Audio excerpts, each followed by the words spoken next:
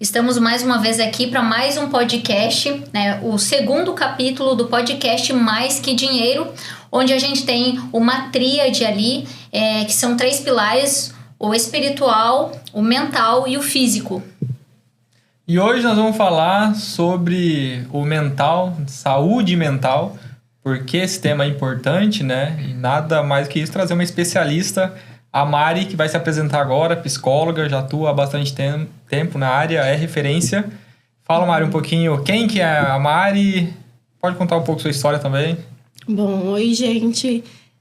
Primeiramente, eu gostaria de agradecer o convite por estar aqui, né? Fico muito feliz de poder estar falando sobre um tema tão importante que atravessa todas as áreas da nossa vida, que é a saúde mental. Eu sou a Mari, sou psicóloga clínica, especialista em terapia cognitivo-comportamental e inteligência socioemocional. Eu atuo na área clínica já há 5 anos, atendendo crianças, adolescentes e adultos. Então, estou aí todos os dias, né, ajudando as pessoas a cuidarem melhor da sua saúde mental e desenvolverem estratégias mais saudáveis para lidar com as dificuldades da vida e com suas questões pessoais, né? Acho bem interessante, Mari, até um pouco assim do formato do nosso podcast, é exatamente trabalhar os 3 pilares. E o pilar mental, para mim, foi um pilar que eu sempre tive muito tabu ali ligado. Até falei pro Jonathan, eu comecei a fazer terapia, porque hoje acho que todo mundo deveria fazer terapia, na verdade. Eu comecei a fazer terapia tem uns 3 meses, assim. E eu sempre tinha um tabu, assim, não, eu não preciso de psicóloga, eu não preciso, né? O meu espiritual, eu tentava resolver tudo da forma espiritual. Não que eu ache que o pilar espiritual não é de suma importância. Acredito que é muito relevante. Mas eu tinha um preconceito, né? Eu gostaria que você falasse, assim, pra gente um pouquinho sobre esse tabu, né? Das pessoas, propriamente dito, em procurar um profissional da área para desenvolver, para cuidar mais da saúde mental. Perfeito. A saúde mental tem muitos tabus ainda, né? Tem alguns, assim, que eu percebo que atrapalha bastante. 2 principais tabus, assim, que eu acho que atrapalham as pessoas de buscar ajuda. O primeiro é que, durante muito tempo, a saúde mental foi muito associada a transtornos mentais, né? Então, criou-se aquela ideia de que se a gente não tem nenhum transtorno mental, logo está tudo bem com a nossa saúde mental e a gente não precisa buscar ajuda, né? Então, as pessoas adiam muito buscar ajuda, deixam de buscar ajuda por acharem que não estão em grande sofrimento, não tem nenhuma questão séria o suficiente, né? O que é bastante complicado, porque, na verdade, muitos quadros mais sérios, assim, mais graves dentro do processo terapêutico, como, por exemplo, uma depressão mais grave, poderia ter sido evitada se essa pessoa tivesse buscado ajuda mais cedo, né?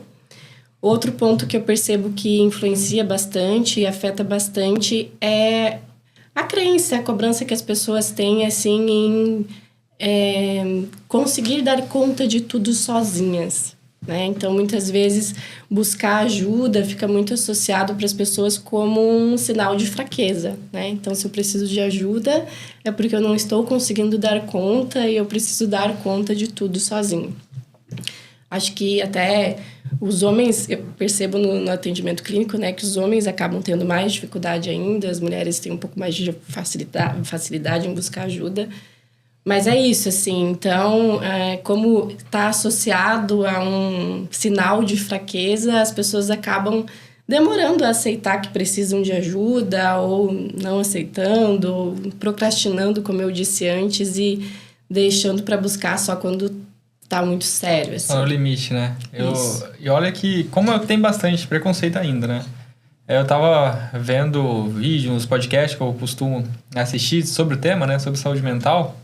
E aí tinha também uma doutora terapeuta comentando sobre psicóloga. E ela, uma pesquisa rápida ali, tava sendo ao vivo, numa multidão. Falou, tá, quem conversou com seu amigo que comentou que estava indo para um ortopedista, estava indo para um dentista? Levanta a mão. Né? Agora, quem falou que foi para um psiquiatra, para terapia? Levanta a mão. Quase ninguém levantou. Ou seja, as pessoas têm ainda vergonha de falar que faz, justamente, eu acho, por esse transtorno. Né? Eu me deparo com pessoas que falam sobre isso, que tem um pouco esse preconceito. Eu faço há bastante tempo. Então, Só que eu ainda estou oscilando. Fiz, eu acho que por uns 9 meses, 10 meses, aí eu parei, voltei por... Enfim, agora eu tô uns 2, 3 meses fazendo direto. Mas eu sei a importância, como é necessário e como ajuda no dia a dia. Às vezes você tá no automático, você vai deixando pro lado. Mas eu sou um exemplo assim, tá? Esse aí, o exemplo a não ser seguido. Nessa parte. Agora que eu voltei, né?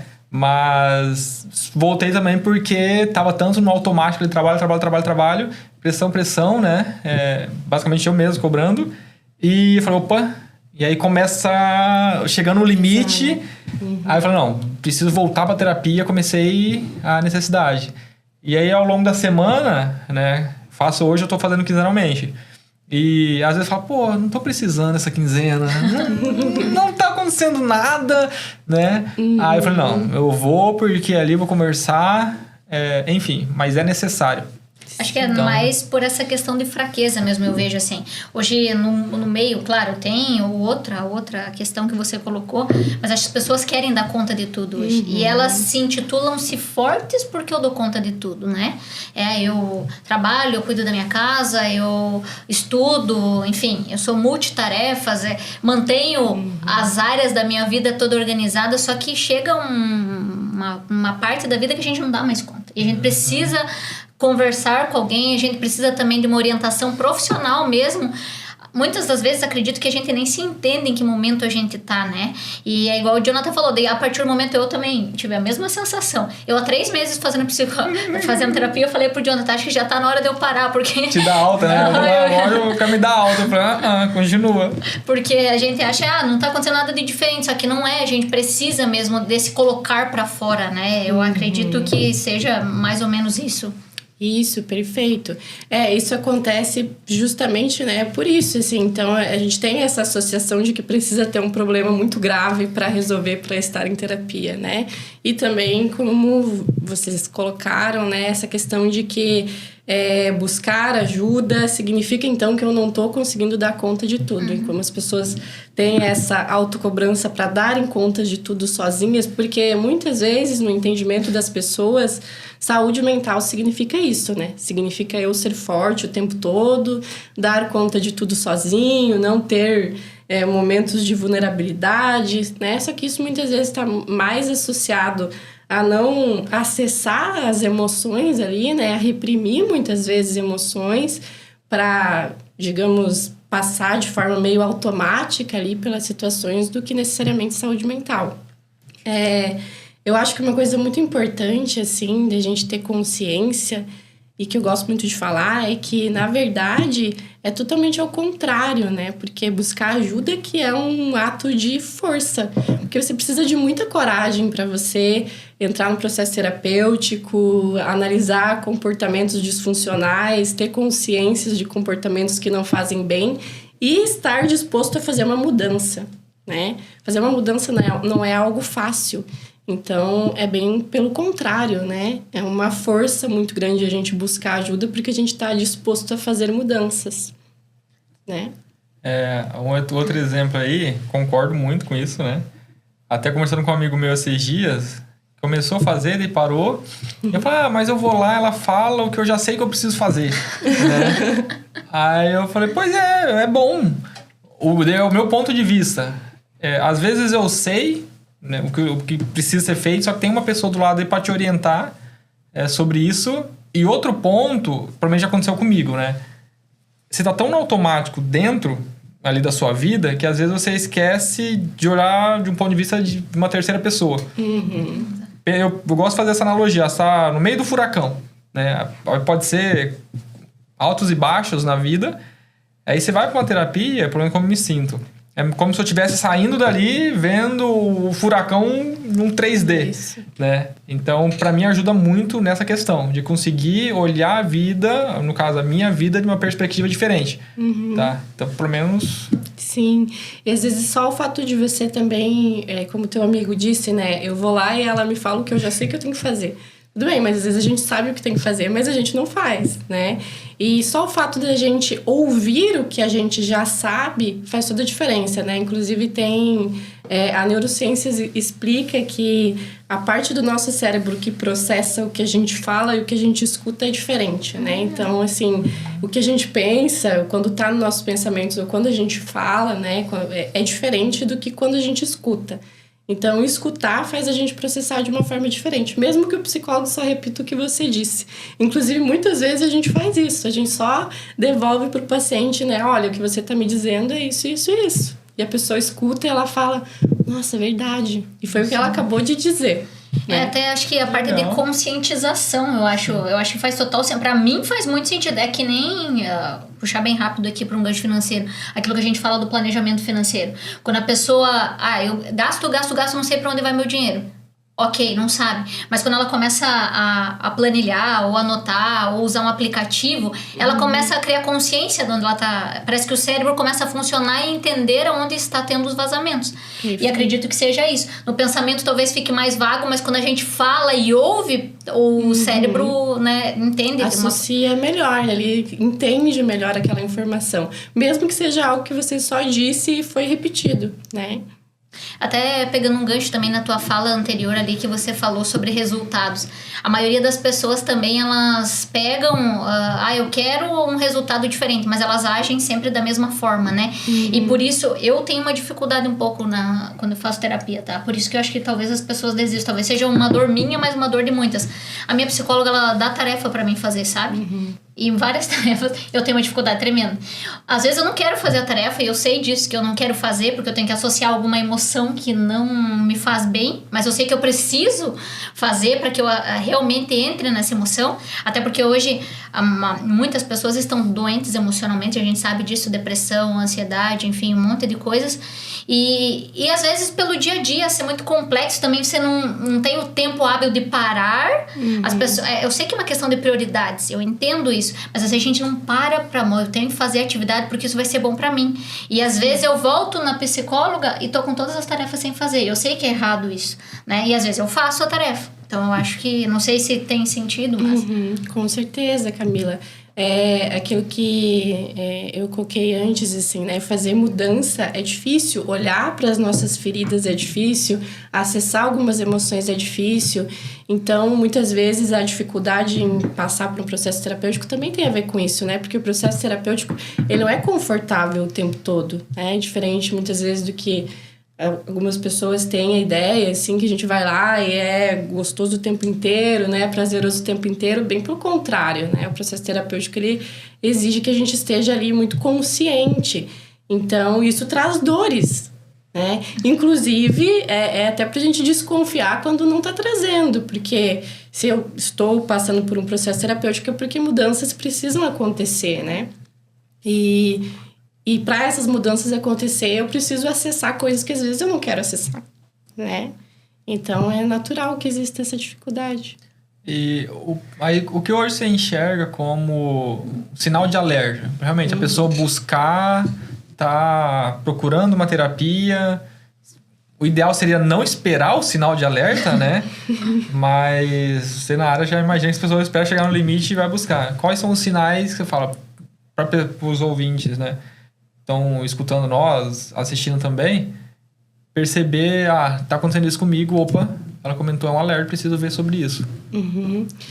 Então, tem alguns sinais, assim, que a gente pode observar, tem sinais mais comuns, assim, que tem, né, mais a ver com a nossa rotina, assim, por exemplo, dificuldades no sono. O sono é sempre a primeira coisa a ser impactada, assim, quando a gente não tá bem emocionalmente. Então, alterações no sono, dormir menos ou sentir muito sono durante o dia, ou não conseguir dormir, né? Ou acordar muito mais cedo do que o normal e não conseguir voltar a dormir, ou acordar várias vezes durante a noite.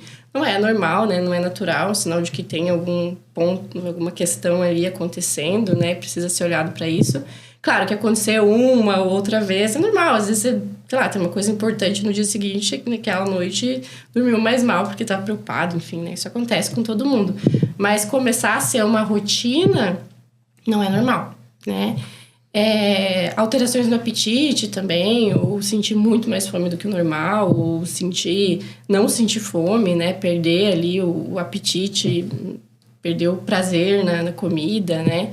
E tem sinais, assim, que são mais sutis, que aí são, né, de mais atenção, que é, por exemplo, a falta de conexão com as coisas, então aquela dificuldade de sentir prazer nas atividades, na vida, seja no trabalho, nas coisas que gostava, né? Então, sentir que tá no automático, né? Fazendo ali, mesmo que fazendo tudo, mesmo que não necessariamente negligenciando, mas fazendo com aquela sensação de não estar presente, né? De não estar conectado. Ansiedade excessiva também, intensa, então crise de ansiedade ou começar a se sentir ansioso quase todos os dias, né? Na maior parte dos dias, assim.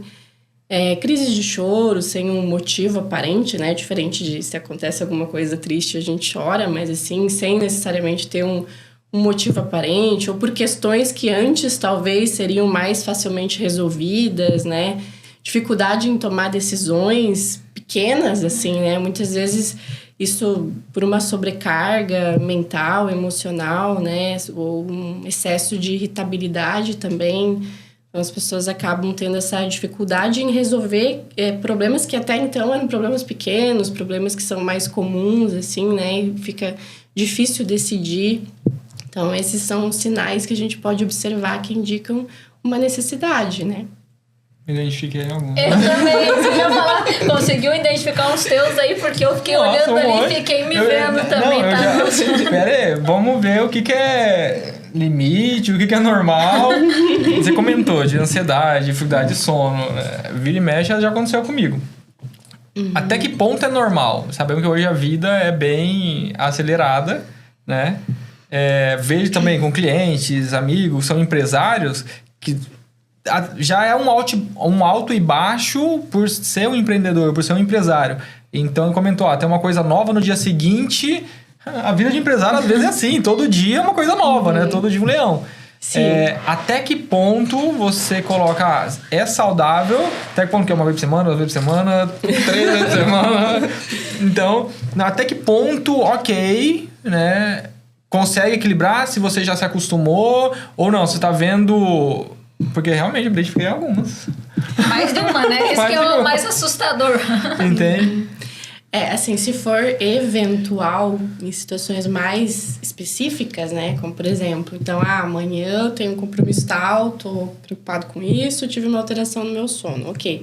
Mas no restante do tempo eu durmo bem, tá dentro do normal, assim, né? Aceitável. Mas se for rotina... não dormir bem, então já é um ponto de atenção, né?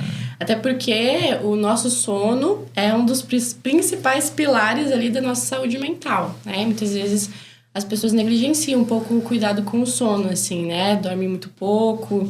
É muito comum a gente receber pacientes na clínica, assim, no atendimento, que crise de ansiedade ou às vezes um quadro de sobrecarga. E quando você vai ver, muitas vezes... a única coisa que precisa ser organizada é o sono da pessoa, né? Tem outras questões, mas o sono é o principal pilar ali, né? Então, quando você consegue organizar o sono da pessoa, ajudar ela a organizar o sono e ela começa a ter um sono de qualidade, muitas vezes isso já ameniza totalmente os sintomas de ansiedade, já diminui, né? Então, também o inverso acontece, né? Dormir pouco não é bom, o sono precisa ser uma prioridade, mas se a gente percebe que tem dificuldade de... porque... dormir é desligar, né? Então, se a gente tá com dificuldade de desligar, descansar ali, e isso é rotina, é recorrente, então, bom, pelo menos ali, sei lá, não tem um número X, mas não vou colocar, sabe, pelo menos 2 vezes na semana isso acontece comigo, já tá um pouco exagerado, assim, né? Se não tiver... mas é que eu acho bem interessante o que ela falou, porque às vezes você já tá ansioso mesmo, né? Você tem um compromisso aí, é normal, eu tenho um compromisso no outro dia. É por isso que a gente também tem que criar uma rotina, né? Eu vejo assim, que nem ela falou dessa questão do sono. Eu se eu paro pra parar, da questão espiritual, assim, eu falo pro Jonathan, sempre foi alto, assim, a minha família bateu muito. E a gente sempre tinha ali os 8 remédios de Deus, que a gente fala que é bíblico isso. Tomara que eu me lembre dos 8 agora. Mas eu sei que um deles é descanso, o sono faz parte. É luz solar, ar puro, descanso, alimentação saudável, exercício físico, confiança em Deus, água, temperança, que é o equilíbrio. Então, não sei se falei os 8, mas é basicamente isso. E o descanso é principal. E bate-se na tecla ali que o ideal é que a gente tenha 8 horas. Eu sei que tem pessoas que 6 horas tá ok, 7 horas. Mas o ideal, que é meio bíblico, assim, que fala, é 8 horas de descanso. E por que eu quis tocar nesse... Eu sou uma pessoa que durmo muito bem, tá? Eu até durmo com facilidade. Mas quando ela ficou falando dos sinais ali, que eu identifiquei... se eu tiver com algum problema, a primeira coisa que eu já não consigo é dormir, tá? E já fico com aquilo na minha cabeça e fico... Mas eu tive outros sinais ali, né? O próprio cansaço, muito cansaço. Por isso que eu decidi fazer terapia. Porque você vai chegando num nível assim que você já vê, pô, eu não dou mais conta, não tô aguentando mais. Eu tô muito cansado, muito cansado. E fica aquilo na tua cabeça, entendeu? Porque na minha ficava, eu tô muito cansada, eu tô muito cansada. E isso não me deixava ser produtiva mais, né? E é assustador. Você com uma agenda inteira de coisas pra fazer e você não conseguir ser produtiva porque você tá muito cansado e você tá recebendo alerta o tempo inteiro que você tá muito cansado. Né? E eu acredito que as pessoas recebem esse alerta, tá? Sim.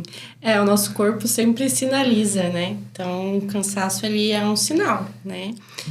O sono é um sinal, então a gente sempre recebe os alertas, né? De que tem alguma coisa acontecendo. E remédio pra dormir? Tá. Remédio pra dormir ajuda bastante, né? Tem pessoas que precisam fazer uso da medicação pra dormir. Mas claro, tem suplemento também, né? Suplemento que ajuda a ter um sono melhor. Melatonina. Tem. A melatonina... É bom, é ruim? Ela ajuda a iniciar o sono, mas ela não ajuda necessariamente a manter, né? Ela vai ajudar você a iniciar o sono com mais facilidade, mas não necessariamente manter ele a noite toda, né? Se o problema for acordar à noite, você ainda pode acordar. Mas talvez você consiga pegar no sono mais fácil. Legal. Essa questão, eu sei que também, porque a minha psicóloga falou que muitas pessoas vão também ao psicólogo, até um gancho foi essa que você falou de remédio, pedir remédio, né? Muitos vão, viu? Eu quero um remédio. Ela me falou até, porque um dia eu cheguei pra ela e falei, nossa, eu sou muito acelerada, eu preciso de um remédio pra diminuir. Não, você não precisa de remédio nenhum. Daí ela foi me falando, olha, você é assim, assado, você tem... Daí ela vai dando atividades, que a gente é igual você falou, o pior é que a gente já sabe que a gente tem que fazer aquilo, só que a gente não faz. Daí a gente vai empurrando as coisas, né? Uma das coisas também que eu queria falar contigo nos sinais que você falou ali é a dificuldade em tomar decisões. Eu acho que isso é um alerta também, porque eu vejo muitas pessoas assim sobrecarregadas. A gente é cercado por pessoas, clientes, tem a empresa ali, as nossas empresas ali, e eu vejo a dificuldade dos empresários hoje em tomar decisão, e geralmente eles começam a apagar incêndio que vai sair no meio das mãos deles, e porque já estão num nível de sobrecarga muito grande, né? Exato, exatamente. Justamente por estar num nível de sobrecarga muito grande, a cognição ela começa a diminuir, né? A gente fica com uma cognição um pouco mais limitada, assim. Então, fica mais difícil de tomar uma decisão, realmente. Principalmente se for uma decisão importante, né? E aí, empresários lidam com decisões importantes o tempo todo. Então, o cérebro que precisa tomar uma decisão importante o tempo todo, ele fica mais cansado, né? Precisa de bastante energia para tomar uma decisão. E aí, se a gente já está sobrecarregado, ele vai começar a tentar poupar essa energia, né? Fica muito mais difícil de decidir, de fato. Então, por isso que cuidar do nosso descanso, né? Também, como você falou antes, cuidar do nosso estado emocional, assim, ajuda, inclusive... a gente conseguir estar bem no trabalho, né? Tomar decisões mais importantes, com mais facilidade, né? Sem que isso atrapalhe. Outra questão aí, trazendo pro assunto, é até aquelas pessoas... Porque hoje nós estamos em algo... O mundo está mais acelerado, muita informação, né? Cada vez mais querendo produzir. E aquelas pessoas que... parece que sente a necessidade de estar em produção, se desenvolvendo, performando. Até que ponto isso é ou não saudável, também é um ponto de alerta, né? Aí eu falo até por mim mesmo, parece que quando eu paro, me incomoda. Preciso estar produzindo, preciso estar acelerado. Eu sinto isso no final de semana. Quando chega o final de semana, que aí me acalmo, não. Tem gente que prefere o final de semana, né? Eu só que às vezes prefiro a semana que entra na rotina. Até que ponto, né? Você fala, opa, é ponto de atenção, não é ponto de atenção. Já vai servir pra mim. Assim, acho que um ponto importante respondendo é que todo excesso é um ponto de atenção, né? A gente ter saúde mental, estar bem, significa a gente conseguir equilibrar, né? Então, conseguir equilibrar uma produtividade de qualidade, mas equilibrar também com o nosso lazer, com o nosso descanso, com coisas que a gente gosta de fazer, com outras áreas da nossa vida. Então, a partir do momento que isso se cobra uma cobrança excessiva, é um ponto de atenção, né? Porque está prejudicando ali. Eu acho que hoje a gente vive numa sociedade que, de certa forma, estimula muito isso, assim, tem muito essa questão da cobrança por performance, né? Por alta produtividade, assim. Então, eu vejo que as pessoas cada vez mais estão criando ali, desenvolvendo uma crença de que eu só estou bem, né? Eu só estou bem se eu estiver produzindo o tempo todo. E aí, muitas vezes, até aos nossos momentos de lazer, a gente traz uma cobrança de que eu preciso estar produzindo também. Então, um momento que seria de descanso, de lazer, vira também um momento de ser produtivo, né? Por exemplo, eu poderia ler um livro, mas em vez de eu ler um livro que eu gosto, só porque eu gosto do assunto, de repente eu vou ler um livro que tem a ver com o que eu trabalho, com o que eu estudo. Eu poderia ver um filme, mas de repente, em vez de eu ver um filme que eu gosto, só porque vai me fazer rir, eu vou ver um filme que tem a ver com o conteúdo que eu estou estudando e tal. Então, a gente vai preenchendo todos os espaços ali, né, do nosso tempo, tentando ser produtivo o tempo todo. E isso acaba trazendo muitas vezes esse sentimento, né, de frustração quando eu não estou produzindo, porque parece que eu estou fazendo algo de errado, parece que eu deveria estar produzindo, né? E quando, na verdade, é muito importante que a gente tenha espaço pro nada, né, também pro vazio, assim, né, para não fazer nada, pelo menos nada tão...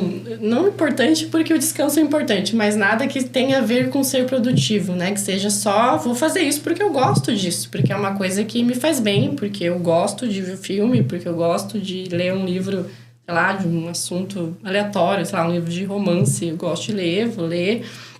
Então, esses momentos de pausa, eles são muito importantes. E muitas vezes a gente fica nessa autocobrança porque a gente desenvolveu uma crença de que tem que ser assim e porque a gente está acostumado com o comportamento de fazer aquilo o tempo todo. Então, uma estratégia também para lidar com isso é ir criando momentos de pausa e se acostumando com os momentos de pausa e tentando não preencher o tempo todo, né? E colocando espaços na agenda que tenham pausa também, né? Para acostumar com isso.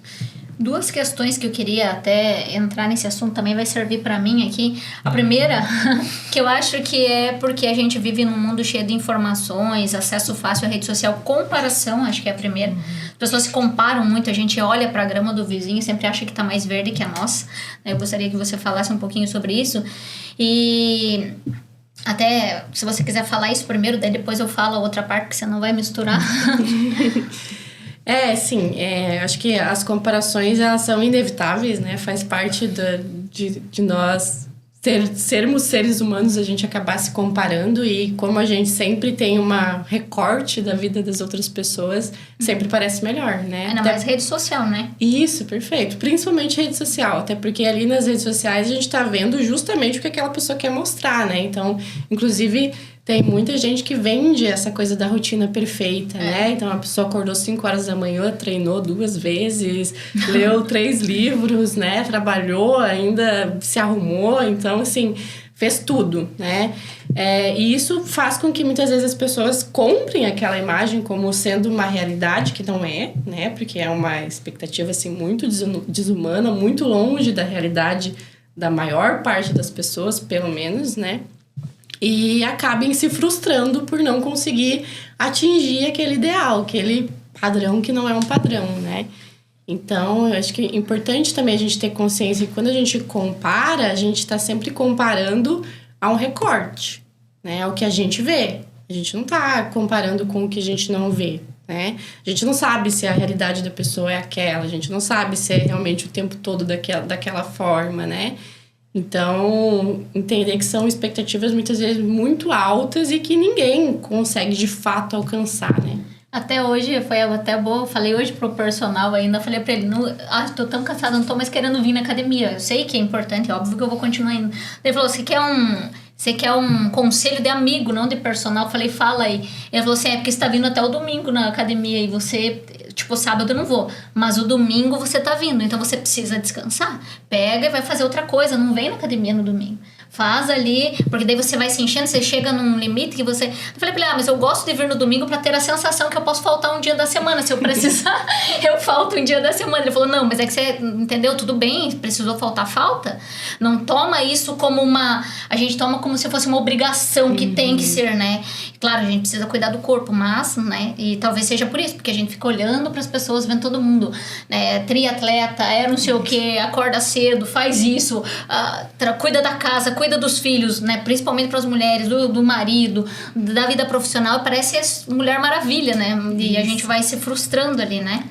Perfeito, exato. Parece que tudo virou produtividade, assim, né? Então, como você disse, eu treino, eu não posso treinar como uma pessoa que está cuidando da saúde, eu tenho que treinar igual um atleta, né? Eu não posso faltar nunca, eu tenho que fazer todos os dias, sempre com alta intensidade, né? Aí até um ponto de atenção, ó, lembrei uma coisa que eu conversei no primeiro podcast. Primeiro, fica aí agora esse ponto de atenção em tomar cuidado com as redes sociais, né? Mas, ao mesmo tempo, o equilíbrio de saber também seguir certas pessoas que vai te motivar a ter uma vida melhor, mais saudável. Exato. Entende? E também você entender esse limite. Eu tô fissurado muito naquela pessoa que eu sigo, que é uma alta performance. Vou dar um exemplo, né? É só trabalho, não tem família, é estudo, atividade física. Ok, a sua realidade não, você é família, você é pai, você tem esposa, enfim. Tem empresa, a realidade é diferente. Então só toma cuidado com isso, que ao mesmo tempo, como eu falei, é bom por um lado, mas também se você vê que você está se cobrando muito, aonde você comentou, né? Saber até que ponto que é saudável ou não. É uma linha bem tênue isso aí. Por exemplo, eu me identifico, né, sobre isso, que tem pessoas que eu acompanho que me motivaram. Fernando, vou pegar um exemplo, Fernando correndo e tudo mais, ele me motiva, né? Mas eu não cheguei a fazer comparativo, não, até por ter essa realidade. Agora, quando é dentro questão profissional, eu já olho certas pessoas que eu já me cobro, entende? Eu falo, mas eu já não sei como que tá o tempo da outra pessoa, porque eu sei a minha realidade. Enfim, tomar cuidado. Só... Até, antes de eu perguntar outra coisa pra ela ali, até no primeiro podcast que a gente fez, eu recebi no meu direct vários, e você viu que eu gravei um story depois. As pessoas falam assim, mas pra você e pro Jonathan é fácil, porque... Você lembra do story que eu gravei, né? Porque vocês já trabalham com finanças há anos. Cara, a gente é ser humano igual, entendeu? É fácil pra você cuidar das tuas finanças? Não é fácil pra mim também. Claro que a gente já criou determinados hábitos que talvez outras pessoas não criaram. Mas a gente veio fazendo sacrifício. Lembra que você falou até da alimentação? No começo eu não gastava X, né? Eu não me permitia comer, por exemplo, fora toda semana, um exemplo. Então a gente veio criando hábitos, mas a gente é ser humano, a gente também tem algumas coisas que nos puxam para agir errado relacionado ao dinheiro, né? Que a gente se pega, e muitas das vezes, né, a gente se pega errando, a gente pensa, não faço o que eu digo, mas não faço o que eu faço, né? Vamos voltar. Então é normal isso, e em qualquer área, né? Com certeza, em qualquer área. E como a gente faz, e todo mundo faz, a gente sempre vai mostrar o lado positivo, né? Então, a gente não mostra as dificuldades, assim. Então, as pessoas que estão ali olhando vocês e pensando isso, não sabem as dificuldades que vocês têm, que vocês passam, que vocês tiveram para isso, né? Assim como a gente também não sabe o que acontece do lado de lá das pessoas com quem a gente se compara, né? Então é importante a gente ter essa consciência de que a perfeição não existe, né? Sempre vai existir ali alguma dificuldade, muitas vezes, né? Às vezes a pessoa... Um exemplo, né? Às vezes a pessoa tá muito bem numa área da vida, mas tem outra área que não tá tão bem assim. E a gente não sabe, porque a gente tá tendo um recorte, né? Então... ter essa consciência faz com que a gente consiga olhar com mais carinho, assim, mais gentileza para as nossas conquistas, porque a gente consegue, porque a gente ainda tem a melhorar, né? Exato. E eu queria ainda, eu queria falar das crenças. Por quê? A produtividade também é ligada à crença, acredito eu. Eu sempre vi meu pai, assim, trabalhando em 2 empregos, muito, sabe? Só que era necessidade, a gente precisava. Não que eu não tenha necessidade, mas hoje eu também tenho uma dificuldade, parece que eu não consigo descansar. E eu converso muito isso com a minha psicóloga, ela fala pra mim que às vezes parece que eu não tenho, igual o Jonathan falou, se eu não tô produzindo, eu tenho a sensação que eu não tô fazendo nada, que não tô sendo útil, que no final de semana pra mim também é bem complexo, eu fico meio sem rotina, daí eu fico meio confusa. E às vezes eu fico procurando coisas pra fazer pra mostrar que tô sendo produtiva, entende?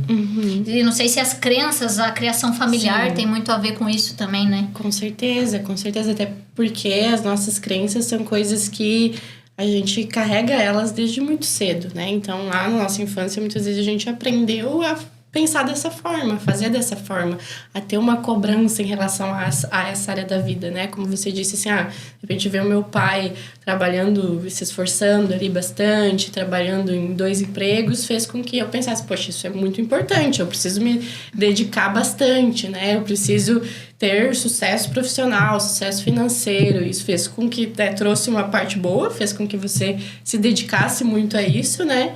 Mas pode trazer também um outro lado ali, que é o excesso de cobrança, né? Dificuldade em lidar, muitas vezes, com não estar fazendo isso. Então, dentro do processo terapêutico, a gente vai trabalhar com essas crenças, né? Pra gente conseguir achar crenças mais saudáveis, assim, construir crenças mais saudáveis, né? Então, tudo bem, eu posso equilibrar, eu posso ser muito produtiva, mas eu também posso ter os meus momentos de descanso, eu vou ter os meus momentos de descanso, e aí a gente vai equilibrando, né? Eu gosto de falar que a saúde mental, ela tem a ver com esse equilíbrio, né? Que a gente vai fazendo ali em relação às áreas da nossa vida. Até associar o trabalho com, né, porque a gente viu nossos pais, não tinha internet, era outra coisa, a gente acha que talvez para ganhar dinheiro, às vezes a gente precisa trabalhar muito, porque eles trabalhavam no árduo, de verdade, né, para ganhar dinheiro, talvez seja por isso, talvez a confusão mental ali também, mas eu não tô fazendo nada, eu estou fazendo isso aqui, daí dá uma impressão que não tá sendo produtivo, né.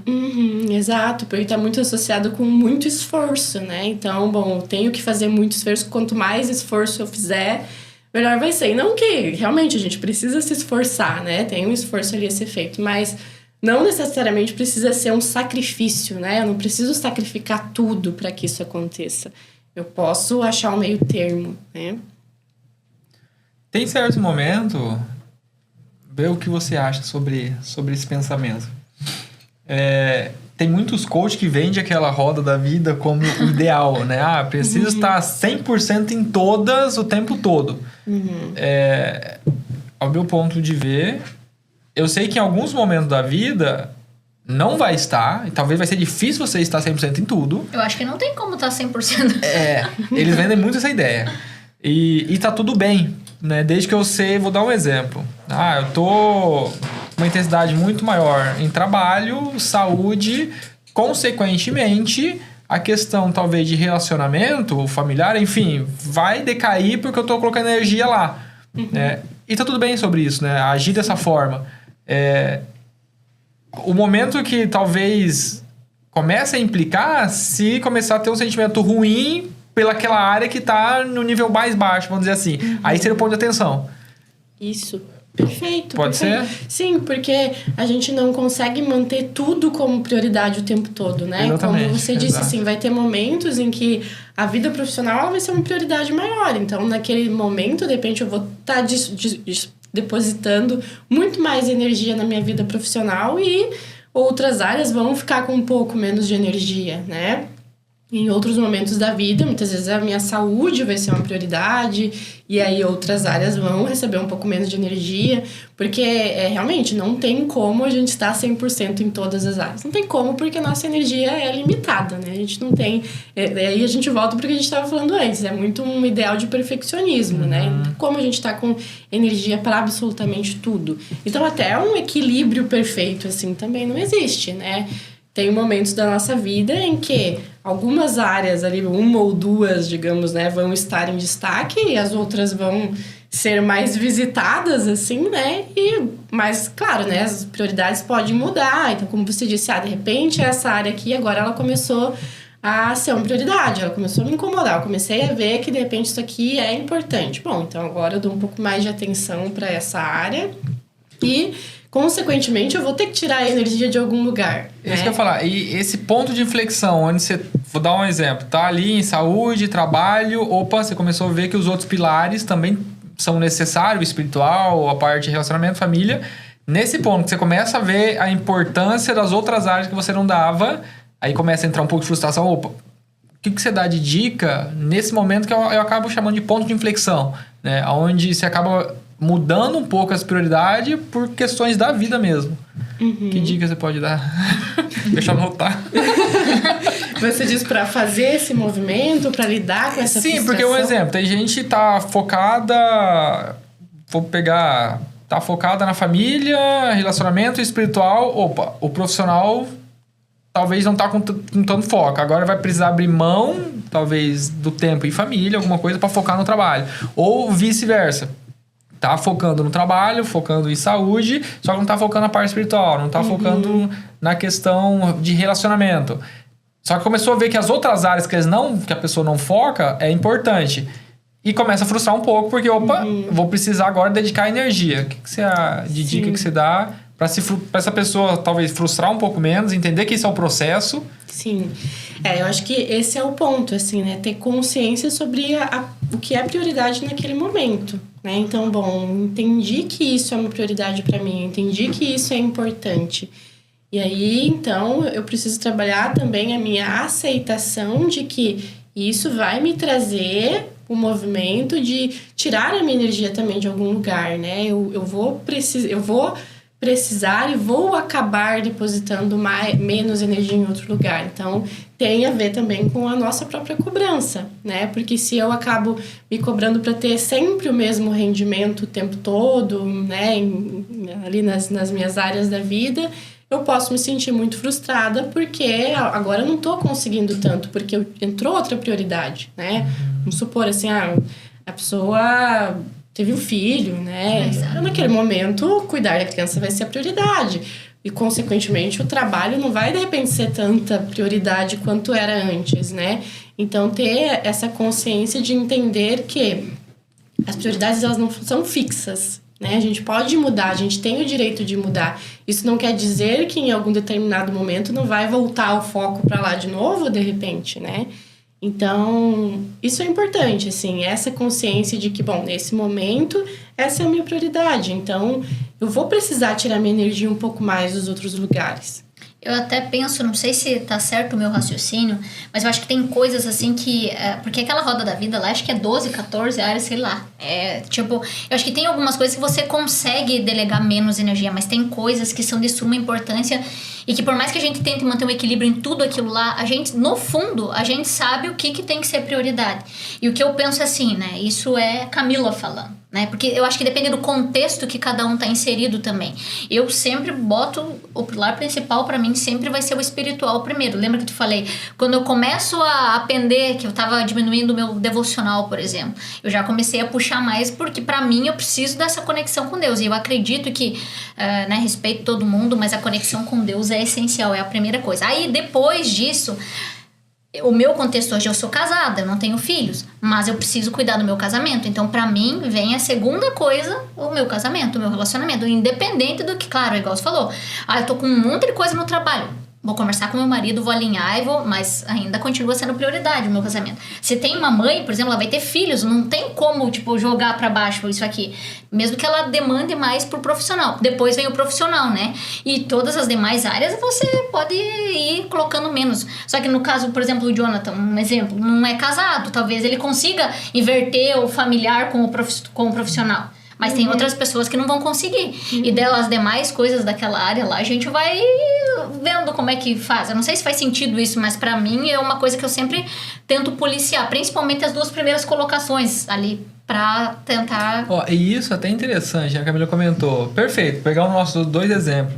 Aí as pessoas que seguem muita gente no Insta, olha só a fotografia, acaba se comparando, né? Talvez está na realidade da Camila, de ter família, empresa, relacionamento. O Jonathan não tem relacionamento, talvez ele consegue se dedicar um pouco mais à saúde física, até mais à questão do trabalho, e a pessoa faz o comparativo, só que não entende que a realidade dela é diferente. Então, até como exemplo, é bom, nós tocamos isso no início do podcast, né? Tocamos no assunto. Um alerta Até aí. a questão da saúde, eu vou te falar bem a verdade. O pilar físico, pra mim, eu faço atividade física, mas é totalmente contrário, assim. Se eu falar pra você, nossa, faço porque eu sou apaixonada, não é a minha realidade. É difícil, né? Exato. Ser apaixonada. Mas tem pessoas, tipo o meu marido, o Fernando, que a gente sempre toma. O meu marido é apaixonado por atividade física. É o jeito que ele encontra de... Né? A gente falou dele na vez passada. Faz crossfit, corre e faz academia ainda. E talvez seja por isso que eu me cobro um pouco. Porque daí eu fico... Daí é no casamento, né? Eu preciso estar na mesma altura, então eu preciso fazer. Mas não que eu goste, né? Então, é igual ele falou, realidades, situações. Então, não sei se faz sentido também, né? Com certeza, faz todo sentido, né? Isso, assim, acho que as pessoas têm realidades muito diferentes e muitas vezes, naquele momento, a pessoa tem uma prioridade muito diferente, né? Então, por isso que as comparações, elas são tão injustas, né? Porque a gente tá fazendo uma comparação, muitas vezes, e isso é o que acontece na maior parte das vezes, a gente pega uma área em que a gente não é tão bom e compara com uma pessoa que a gente acha que é bom naquilo, Exato. né? Então, ou algo que a gente acha que a gente precisa melhorar. Então, por exemplo, tenho dificuldade em cuidar da minha saúde física, vamos supor, né? Um exemplo, eu sou uma pessoa que eu me exercito, mas assim, já me exercitei muito mais, vai, vem, tem vezes que eu me exercito mais, outras menos, enfim. E a gente vai fazer o quê? A gente se compara justamente com aquela pessoa que está se exercitando todos os dias, né? Atleta profissional e... Exatamente. Então, é sempre isso, né? A gente faz um recorte e a comparação, ela até é algo que pode ser benéfica, né? Como você disse antes, assim, em momentos que, eu tenho essa pessoa como admiração, de repente eu quero melhorar, eu vou usar isso como uma inspiração, mas ela, na maior parte das vezes, é extremamente disfuncional, porque a gente fica ali se culpando por algo que a gente acha que a gente deveria fazer. E que muitas vezes não está dentro da nossa possibilidade da realidade, né? Por exemplo, uma pessoa que, tem uma vida extremamente corrida, muitas vezes casamento, filhos, cuidados com a casa, trabalha ali 8 horas por dia, ainda tem que cuidar do sono. Essa pessoa não vai ter tanta energia, de repente, para cuidar da saúde física, para se exercitar todos os dias, né? Então, a gente padronizar tudo dentro de uma caixinha como se coubesse para todo mundo é muito prejudicial, né? É um pouco de maturidade, eu fico pensando, né? Porque a gente fala isso em relação ao espiritual também. Às vezes a gente tem uma pessoa que tá há anos fazendo aquilo. O devocional, tá frequentando a igreja, tá... Daí uma pessoa que começou ontem, não é a mesma... é maturidade, é hábito até criar, né? Eu queria puxar também um assunto aqui que acho que é bem relevante sobre saúde mental no trabalho, né? Eu acho como que isso vem, eu acredito que tem afetando muito. Eu acho que talvez, a gente já falou um pouco sobre a produtividade, mas hoje as pessoas, elas se encontram bem doentes no ambiente de trabalho e aí existe uma dificuldade total de alinhamento, de trabalhar em equipe, enfim. Eu queria que você falasse um pouquinho como que a saúde mental afeta na vida profissional. Bom, afeta bastante, assim, né? A saúde mental sempre vai transbordar para todas as áreas da nossa vida, assim, mas acho que trabalho e relacionamentos normalmente vão ser as primeiras afetadas, assim, né? Porque, como a gente falou antes também sobre a questão da tomada de decisões, né? De estar cognitivamente ali funcional, quando a nossa saúde mental não tá bem, consequentemente isso vai se revelar ali na nossa energia, no nosso trabalho, no quanto a gente se sente conectado também com o nosso trabalho, né? No quanto a gente consegue cumprir ali as nossas tarefas, justamente por uma falta de energia também, né?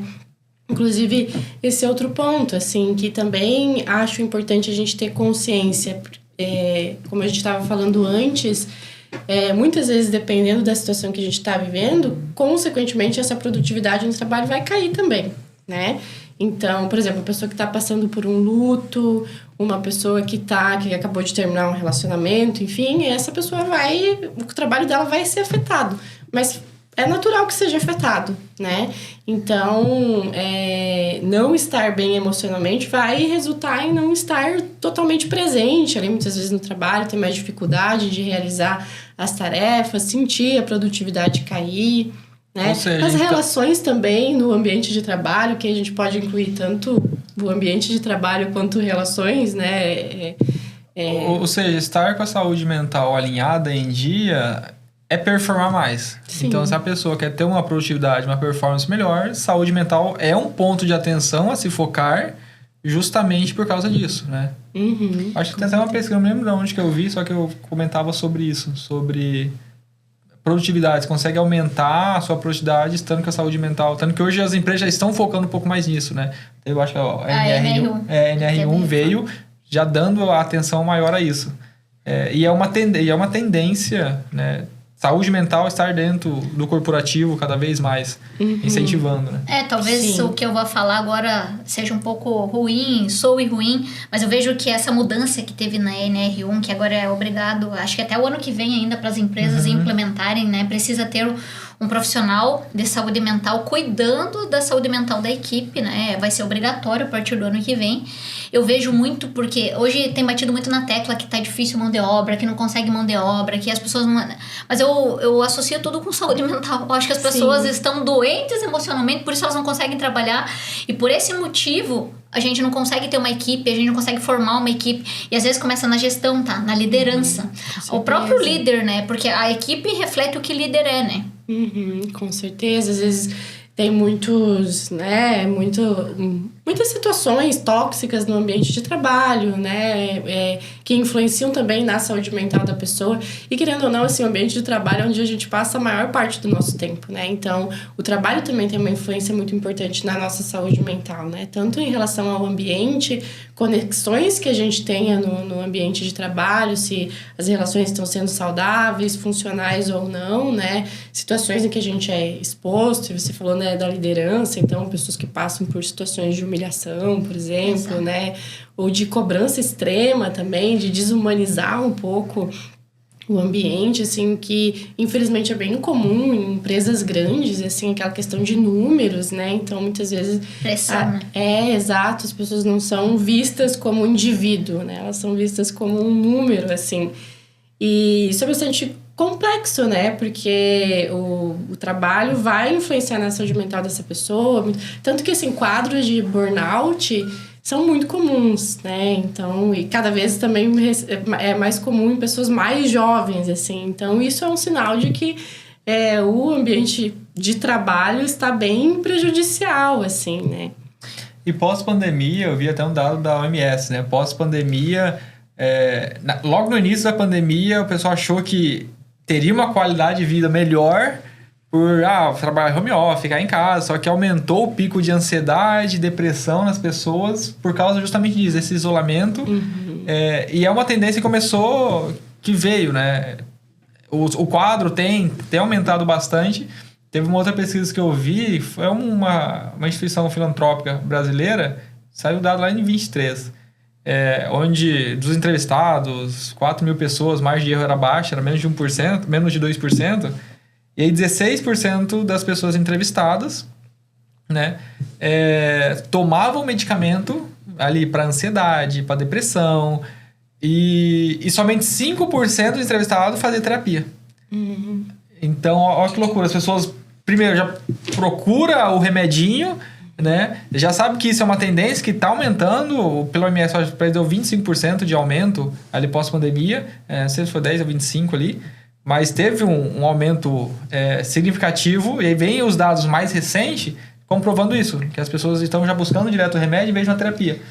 Não só a terapia, o próprio físico, né? A gente não gosta muito de atividade física, né? Eu, por exemplo, tem gente que gosta, mas enfim, atividade física eu faço, mas me faz um bem tremendo, tá? Porque, nossa, a minha cabeça fica outra. Às vezes eu vou lá, principalmente por causa da minha cabeça. Terapia, atividade física, né? Cuidado físico, que é a nossa tríade aqui. O espiritual também ajuda muito. A igreja, por exemplo, a gente sabe, muito se fala hoje que a igreja... Estão romantizando por aí que a igreja tem um monte de pessoas ruins, que os crentes são ruins. E realmente, as pessoas vão buscar cura lá dentro. Eu falo que é igual um hospital. As pessoas que estão lá estão doentes, vão lá buscar cura, vão lá buscar saúde mental, né? E eu acho que se alinhasse essa tríade, provavelmente os remédios diminuiriam muito, né? Com certeza, com certeza. As pessoas acabam buscando muitas vezes soluções que são mais rápidas e fáceis, assim, né? Porque a medicação vai cumprir o papel ali de aliviar o que a pessoa está sentindo naquele momento, né? E só que aliviar o que ela está sentindo, a ansiedade que ela está sentindo, né, a emoção que ela está tendo, e só aliviar sem olhar para o que está acontecendo para isso, sem olhar para os comportamentos que talvez ela está tendo, que está reforçando isso, que está alimentando esse ciclo de dor, fazem com que seja só uma anestesia ali, né? O problema não vai ser resolvido, solucionado. Então, muitas vezes, é justamente por isso que a gente vê também pessoas que acabam precisando fazer uso de medicação a vida toda. Talvez não seria necessário. Tem quadros, né, de transtornos, assim, que realmente a pessoa precisa tomar medicação a vida toda, porque ela tem um diagnóstico que exige isso, mas às vezes não seria necessário. Se ela tivesse necessidade de tomar medicação ali por um tempo, mas essa pessoa, ela fosse entender o que está acontecendo, por que ela se sentiu daquela forma, o que ela poderia fazer para de forma natural se sentir melhor, como por exemplo, né, atividade física. A atividade física é extremamente associada com melhora de quadros de depressão. Se a pessoa tem uma depressão leve, muitas vezes ela consegue sair desse estado de depressão só com atividade física, sono e terapia. Ela não precisa de uma medicação, né? Claro, aí se é um quadro mais grave, ela vai associar a medicação. Mas se ela fazer uso só da medicação e ela não olhar para os outros pilares, né? Se ela não se exercitar, se ela continuar tendo muitas vezes comportamentos que alimentam aquele, né, diagnóstico ali, enfim, o sofrimento emocional dela, ela não vai, muito provavelmente, ela vai acabar precisando continuar tomando medicação, né? Exato. Eu posso fazer um comentário aqui, ó, sobre ambiente de trabalho que a gente estava falando. Tipo, a gente vem do mercado financeiro, né? O mercado financeiro é um ambiente bem complicado, assim. Não só nessa questão de pressão, metas, enfim, mas é um ambiente assim que muitas das vezes precisa ter uma saúde mental muito grande para trabalhar, né? E eu vejo assim, né, não fazendo discriminação, mas a gente tem muito menos mulheres trabalhando no mercado de trabalho do que homens, talvez por causa disso, porque as mulheres puxam mais pro emocional. No primeiro escritório que a gente trabalhou ali, eu acho que era eu só de menina, no começo tinha um monte de meninos, né? E depois... Então, eu vejo, assim, que o ambiente é muitas mulheres iniciavam no mercado de trabalho, né? A gente sabe, entrava muito, não conseguia permanecer. Exatamente, porque o ambiente de trabalho, que nem eu falei, é muito importante. Muitas pessoas, às vezes, priorizam o ambiente ao invés do dinheiro, né? E o líder é muito importante, porque é o líder que engaja a equipe, é o líder que forma a equipe. Quando a gente tem um líder desestabilizado, até tem uma amiga minha que ela fala que líder, para ser líder hoje, não é tipo... é um dom, você não nasce líder, tipo, é um dom que você tem que ter, a maioria é chefe, né? E isso, não sei se faz sentido, mas acredito que cabe aqui, né? Com certeza, faz todo sentido.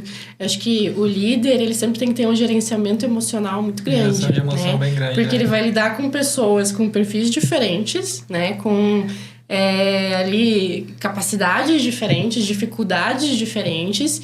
E ele tem que saber, né, orientar ali cada uma dessas pessoas. Então, eu acho que também, né, além de gerenciamento emocional, tem que ter bastante empatia para conseguir se conectar com as pessoas, né? E não tentar também padronizar as pessoas, né? Você tem que ser assim assado, e só desse jeito é certo, ou ser uma pessoa muito positiva, assim, né? Eu até comentar, podemos até falar um podcast sobre liderança, tá? Que eu vejo nós falando sobre número. E no geral, hoje, muitas empresas buscam performance, resultado, e tá certo. Por um lado, precisa de resultado para a empresa se manter, né? E como entra a questão de saúde mental, como entra a questão de gestão de emoção, a liderança sabia direcionar. Porque tem certas pessoas que vai ser um cuidado diferente. Tem pessoas que você vai conseguir atrair ela pro seu time se o mais importante foi o resultado, foi a performance ali. Talvez essa pessoa aceite uma pressão. Já tem a outra, não. Já tem a outra que faz muito bem para a equipe, só que ela prioriza um ambiente saudável do ponto de vista de saúde mental. Então, se for aquele ambiente de pressão, já não serve ali. Então, tomar o cuidado com isso aí, mas o papel de liderança é fundamental. Eu acho, hoje, líderes que se prezem tem que estar com a saúde mental em dia, tem que estar com a terapia em dia, né? Por causa que isso reflete muito em resultado, em performance cada vez mais. Voltando rapidinho, eu comentei ali dos dados, né, de ansiedade e depressão, como aumentou, pós-pandemia foi pós-pandemia que deu um aumento aí de 25%, tá? Pela OMS trouxe esse resultado. E aí, falando ali do escritório que nós entramos, foi logo depois da pandemia, então meio que também viu isso acontecer, pessoas saindo por causa disso. Existe uma flexibilidade home office, hoje já está voltando para o presencial. São coisas bem delicadas que o líder passa um pouquinho, já vira o extremo, né? Dependendo o que para mim, por exemplo, sei lidar com pressão, para outra pessoa pode ser demais.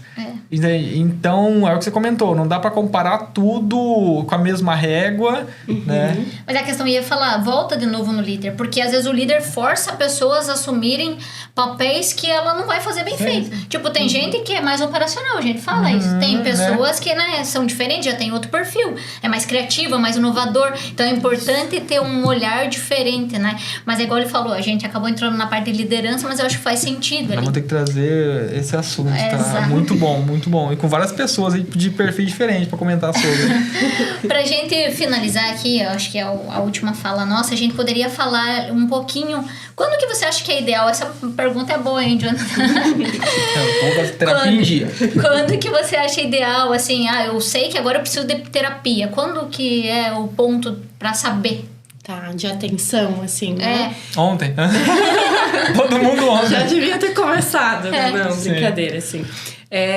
Eu acho que o momento ideal pode ser sempre que a gente quiser, com certeza, né? Como a gente conversou antes, acho que a gente não precisa esperar estar em colapso para buscar ajuda, né? Então, a terapia também pode ser só né? Só não, né? Mas pode ser um espaço de crescimento. Às vezes eu quero melhorar alguma coisa, não tenho necessariamente um problema sério, mas eu quero melhorar. Às vezes, eu quero melhorar como eu me comunico com as pessoas, eu quero melhorar como eu me conecto com as pessoas, melhorar minhas relações, melhorar... Enfim, esse é um momento que a gente pode buscar ajuda, mas sempre tem os sinais de atenção, que aí a gente conversou antes, que são sinais que sinalizam que a pessoa precisa, né? Já não é mais tanto uma opção, é uma necessidade.